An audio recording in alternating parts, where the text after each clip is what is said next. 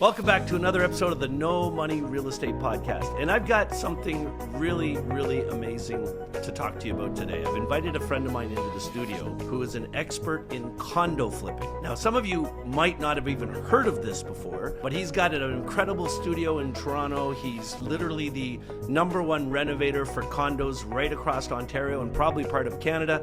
And we're going to talk about what he's doing right after this. Hey, my name's Condo, and I'm a real estate investor. I want to welcome you to the No Money Real Estate Podcast. On this show, I'm going to interview elite level real estate investors from all over North America. And I'm going to help you to see one thing that all successful real estate investors have in common. They built their portfolios without using a dime of their own money. I've got a portfolio of $300 million in real estate. That includes resorts, apartment buildings, commercial buildings, and I built the entire portfolio without using a dime of my own money. Real estate is a business that anybody can get into, but the strategies that those tight real estate investors use to build massive portfolios have been kept secret for decades. Now, because of this show, I'm going to reveal them to you. So let's get started. All right, welcome back, friends. You guys all know Simon Yan. He's been in the studio with me before. Hey, Simon, how's it going?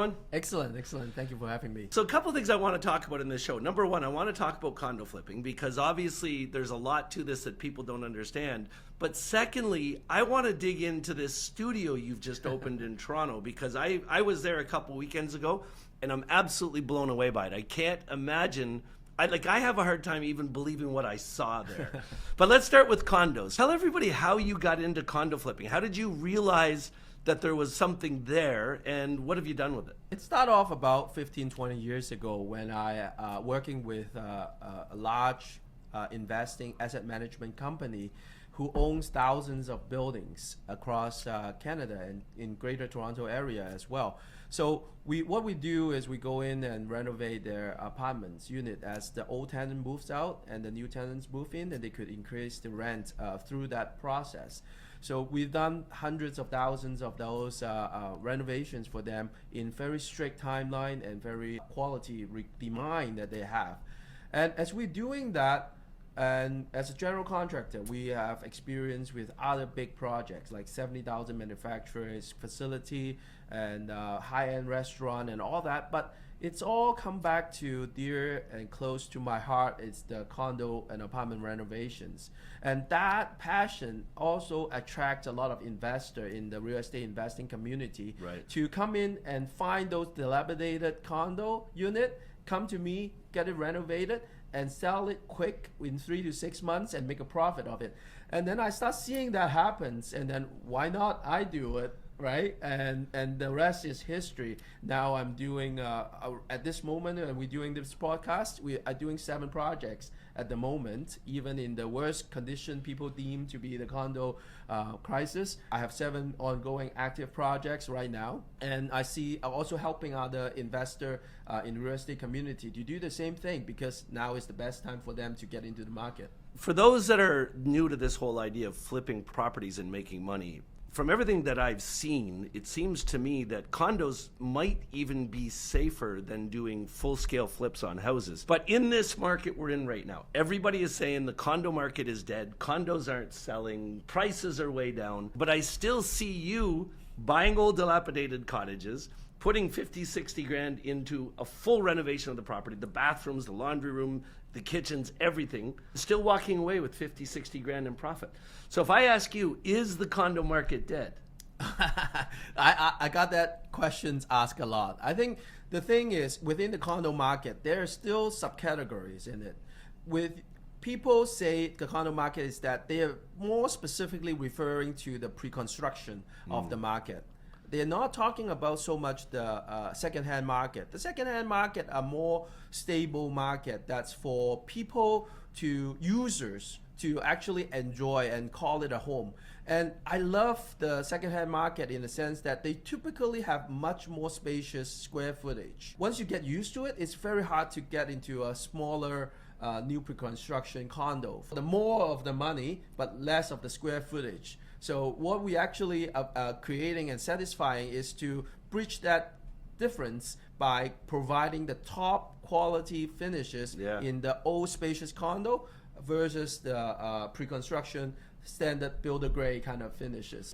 guess a lot of people don't realize how big the condo market is. Like just in the GTA, there's hundreds of thousands of condos. Absolutely, Ken. I mean, there are hundreds of thousands of condo and apartment buildings in GTA as is right now. They started off in the 50, 60 and boom during that period of time to satisfy the population growth that is required back in those days. Yeah. And now in the past 5 to 10 years, we're talking about adding every 20,000 condo units per year.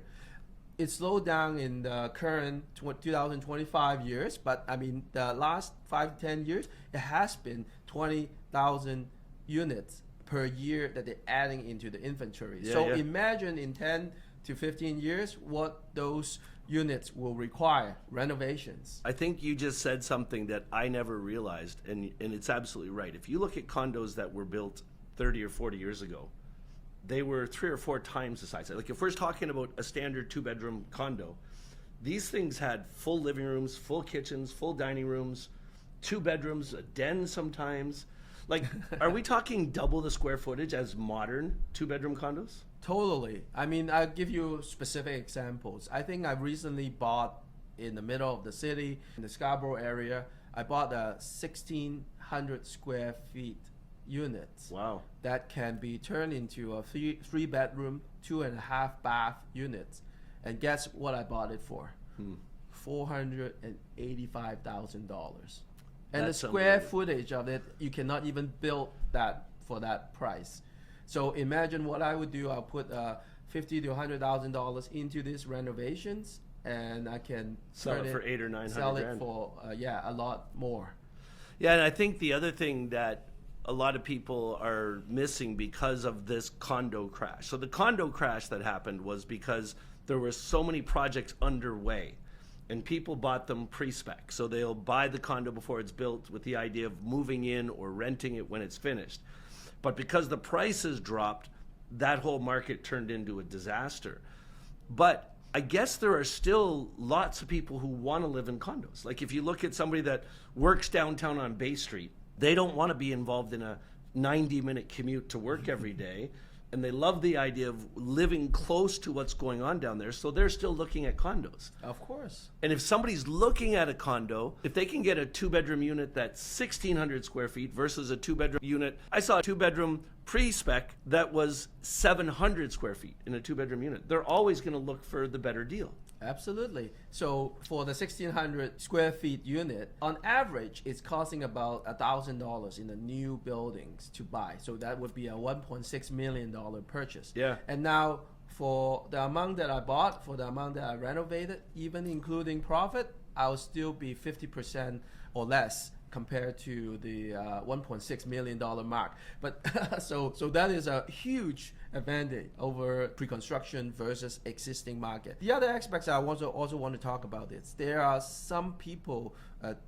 investing into pre-construction in a speculative manner, so that when the market turns down, when the interest rate goes up, then they may not be able to close the property. Right. I think that is probably part of the problem that we are facing in terms of the current situation that we're seeing in the pre-construction market. But on the other hand, in the existing secondary hand market, it is more focused on people with bigger family, but they couldn't afford to buy a house yet, but they want the spacious environment, that they have multiple income that the couple has, or maybe an older child that they have that also making money, then they would be able to utilize the space, but also be able to afford and enjoy a premium finish of a condo unit that they can call home. Yeah. Okay, here's the next thing I want to hit you with here. You're bringing a lot of thoughts into my head right now, which I think is really cool.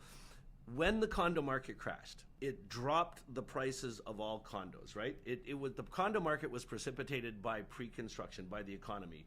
Real estate prices started going down. People couldn't close on these condos. But on the resale side, in the existing markets, people that have owned condos for 20 years, they might have been getting to the point where they're saying, I think it's time to sell. I think it's time to get out of this condo. But when the prices dropped so dramatically, now they're stuck with the unit. Yep. They can't sell it. And so now they're trying to figure out what they want to do. They're living in a condo they're not happy with. It's dated. And they're saying to themselves, well, I'm going to be stuck in this thing for another 10 years. because of the prices. You come in here, and this is what I want to tell everybody. Friends, what Simon has in Scarborough is the most state-of-the-art showroom for condo renovations I've ever seen in my life, and now I get it. There's literally hundreds of thousands of people who own condos. They were planning to sell in the next couple years. They can't sell now, so now they're stuck in that condo, they're saying in their mind, for another 10 years, and you can actually take an old condo and turn it into a brand new home for them. Absolutely. And it's very, very affordable to do this. Yes. Talk about that business. Talk about the showroom that you have so people can come see them. Thank you, Ken. I think what we've just literally done about a month ago is our grand opening of our showroom in Scarborough. It is a 25,000 square feet facility that has composed of warehousing space, A-class office space, and most importantly, excellent showroom. Right in the inside of the showroom, it consists of 6 condo units in different level of finishes and different designer packages inside of it. There's also a dedicated closet space area, custom high-end finishes closet space, and also dedicated lighting area and a generic material selection area. So that the idea is for someone that wants to have turnkey experience when it comes to renovation, they come into our showroom, they walk around the 6 units. By the end of it, I'm pretty confident that they can pick one of the 6 that's most suitable to their lifestyle and their preferences. And then if there are some fine-tuning things that they need to do, they should be able to pick it out in the general material selection area. And before they walk out, they already know how much it's going to cost them. They know how long it's going to take to do the renovation. And by the time they go to Bahamas and come back, then we have the unit finished for them. I think that's the ideas that we want to promote in the Scarborough showroom that we have for our company. Now, we're showing you videos and pictures of the showroom right now, but what I think is so amazing about this, if somebody's going to build a new house, they're going to build that house for $400 to $500 a square foot. You can literally take an old condo and turn it into a brand new condo for $100 a square foot. Yes. It's radically different. So friends, if you're watching this podcast and you own a condo that you're living in and you desperately want to renovate it, check out the link in the notes here. Go see this showroom. Talk to Simon and his team. Thank you.